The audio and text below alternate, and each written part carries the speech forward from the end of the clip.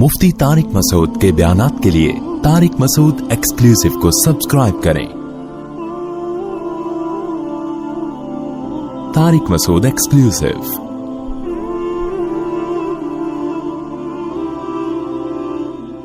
नबी सल्लल्लाहु अलैहि वसल्लम ने फरमाया, इंसान अल्लाह से दुआ मांगता है, जिंदगी भर मांगता रहता है और अल्लाह जिंदगी भर दुआओं को कबूल करते रहते हैं, लेकिन इसको नजर नहीं आ रहा होता। इसको नजर कि अल्लाह अपने तरीके से दुआ कबूल करता है। अगर अल्लाह ऐसे दुआ कबूल करे ना, आपने इधर कहा है अल्लाह मेरी तनख्वाह डबल कर दे, ऑफिस गए, बॉस ने कहा कि जनाब नए वजीर आजम ने जो ऐलान किया है उसकी मंजूरी हो गई, ठा ठा करके ऐसे दुआएं कबूल होना शुरू हो जाएं, तो गैब पर ईमान खत्म। फिर तो दुआ की तरगीब देने की जरूरत ही नहीं रहेगी। सब लोग मुसल्ला लेके मस्जिद में आ जाएंगे, सारा दिन दुआएं मांगते रहेंगे कि अल्लाह से जो मांगो मिलता है। खरबूजा मांगो खरबूजा मिलता है, तरबूज मांगो तरबूज मिलता है, इफ्तारी में पकोड़े मांगो पकोड़े मिलते हैं, समोसे मांगो, भूख लग रही है क्या करें, समोसे मिलते हैं, जो मांगो वो मिलता है। तो दुआएं तो लाजमी कबूल होती हैं, लेकिन अंदाज वो होता है जो अल्लाह अल्लाह करते हैं। अल्लाह कहते हैं मैं अपने तरीके से करूंगा। अब उसकी बड़ी लंबी चौड़ी तफसील है कि कैसे कबूल होती है। बाज दफा जो चीज मांग रहे हैं अल्लाह वही दे देता है आपको, बाज दफा उसका मुतबादिल दे देता है, ऑल्टरनेट दे देता है, बाज दफा ना ऑल्टरनेट देता है ना वो चीज देता है। कोई मुसीबत आने वाली होती है, इस दुआ की बरकत से उस मुसीबत को टाल देता है। आप अपने बेटे के लिए, बच्ची के लिए दुआ मांग रहे हैं, इसको ठीक कर दे, वो ठीक नहीं हुई, लेकिन दूसरी ने बीमार होना था, अल्लाह ने उससे वबा को टाल दिया। तो जिनका गैब पर ईमान होता है वो तो मांगते हैं, अल्लाह से मांगते हैं। पता है भाई, ये हो नहीं सकता कि जिस खुदा ने कहा है कि मेरे सामने हाथ उठाओ, हदीस में आता है अल्लाह में इतनी गैरत है कि जब कोई अल्लाह के सामने हाथ उठा के मांगता है तो अल्लाह को खाली हाथ लौटाते हुए हया आती है। बड़े सेठ के पास कोई भिखारी जाए और पैसे मांगे और वो उसको धुतकार दे, तो भिखारी कहेगा ना, यार नाम तो बड़ा सुना था आपका, बड़े सखी हो।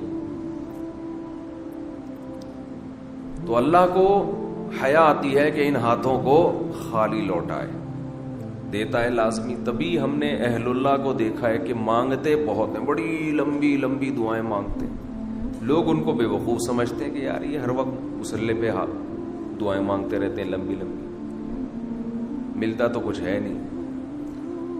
उन्हें पता है कि बहुत मिलता है अल्लाह से मांगने से, लेकिन अल्लाह का अंदाज ऐसा होता है कि सिर्फ वो मांगे जिनको गैब पर यकीन है। याकूब अलैहिस्सलाम सारी जिंदगी मांगते रहे अल्लाह ताला से, उस मांगने का बदला क्या मिला है? दूसरा बेटा भी अल्लाह ने छीन लिया। अजीब बात है या नहीं है? पहला बेटा गुम हुआ तो अल्लाह से उसके मिलने की दुआएं मांगते रहे। दुआ क्या कबूल हो रही है?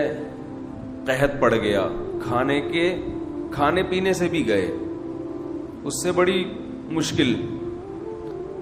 राशन लेने के लिए भेजा मिस्र अपने बेटों को, तो दूसरा बेटा भी बोलो गया, वो भी बादशाह ने रख लिया। रोते रोते आंखों की बीनाई चली गई।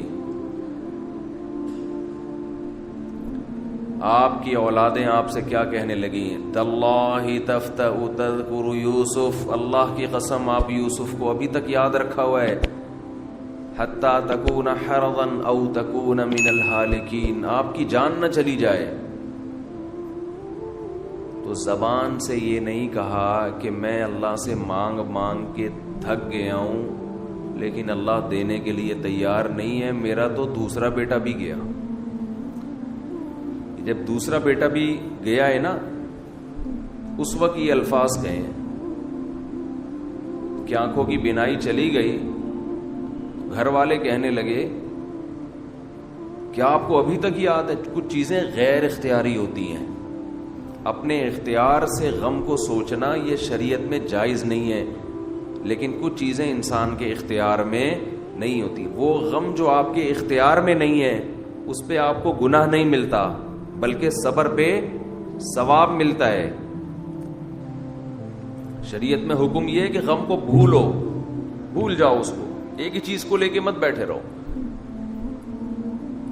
لیکن حضرت یعقوب علیہ السلام کو اپنے بیٹے سے کتنی محبت ظاہر ہے اس بیٹے میں بہت ساری خصوصیات تھیں.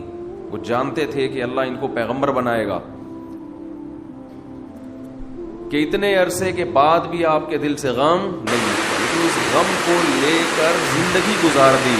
کسی کے سامنے اللہ کی شکایت نہیں, میرے ساتھ کیا ہو رہا ہے اور دعا قبول کیسے ہو رہی ہے. دوسرا بیٹا بیٹوں نے آ کے بتایا کہ آپ کے بیٹے نے چوری کی تھی جس کی وجہ سے بادشاہ نے اس کو رکھ لیا.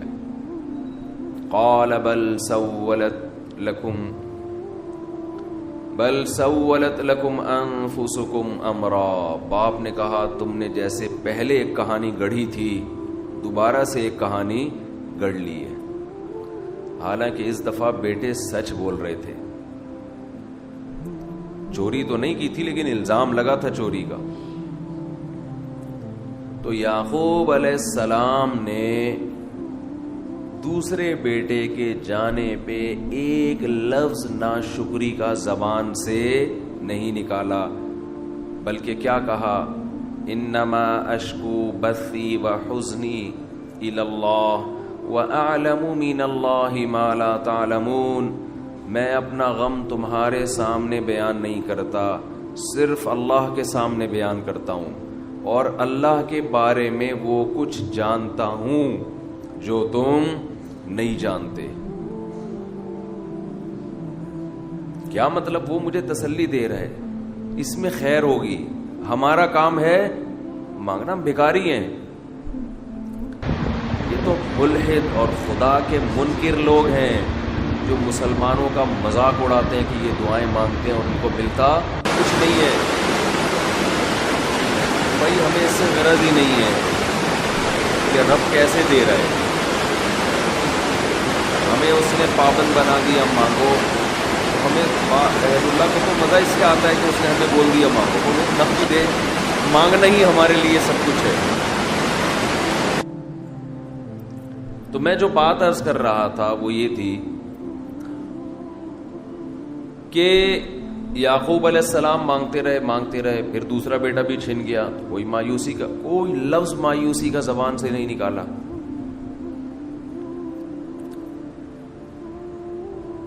تو حدیث میں آتا ہے کہ ایک بندہ مسلسل دعا مانگتا ہے اور اللہ قبول کرتا ہی رہتا ہے, یہاں تک کہ یہ بندہ ایک دن زبان سے ایک لفظ نکالتا ہے, کیونکہ اس کو قبول ہوتے ہوئے نظر نہیں آ رہی ہوتی نا دعا. یہ زبان سے کیا لفظ نکالتا ہے کہ میں دعا مانگتا ہوں مگر اللہ قبول بولو نہیں کرتا. جیسے معاذ اللہ نقل کفر کہ یعقوب علیہ السلام اگر کہہ دیتے کہ اللہ کئی سال سے دعا مانگ رہا تھا بیٹا مل جائے مگر تو نے تو دوسرا بھی چھین لیا, لہذا ثابت یہ ہوا کہ میں مانگتا تو ہوں لیکن اوپر والا قبول بولو نہیں کرتا. اگر یہ لفظ زبان سے نکالتے جیسے کہ آج کل لوگ نکالتے ہیں زبان سے, تو حدیث میں آتا ہے یہ جو جملہ زبان سے نکالا ہے اس کے بعد سے اللہ قبول کرنا چھوڑ دیتے ہیں. اس سے پہلے ہو رہی تھی. آپ نے یہ لفظ کہہ دیا اس کو ہلکا سمجھ کے. اللہ کے ترازو میں یہ کلمہ، یہ چھوٹا سا جملہ بہت بھاری ہے اللہ کی غضب کو دعوت دینے کے لیے. اللہ کہتے ہیں مجھے تانا دے دیا کہ میں قبول نہیں کرتا. گھروں میں جھگڑا ہوتا ہے نا، عورت کہتی ہے مرد کھلا کھلا کے تھک جائے، بیوی کہتی ہے ہاتھ تنگ کیا ہوا ہے کھلاتے نہیں ہو. بعض دفعہ آدمی کو غصہ آتا ہے کہ اب میں ہاتھ اپنا تنگ کر کے دکھاؤں گا، اب انڈے نہیں لے کر آؤں گا. میں کہتا ہوں چنگیز خان بھی، اگر کوئی چنگیز خان کی اولاد ہے نا، اس میں بھی اتنی طاقت نہیں ہے کہ بیوی کہے کہ 6 انڈے چاہیے اور وہ ان 6 کو 4 کر کے دکھا دے. یعنی آج 4 انڈے آئیں گے 6 نہیں آئیں گے. کوئی ہے ایسا مائی کا لال؟ کوئی ایسا مائی کا لال پیدا نہیں ہوا. تو استنبول کیسے فتح کرو گے؟ صحیح، استنبول کیسے فتح کرو گے؟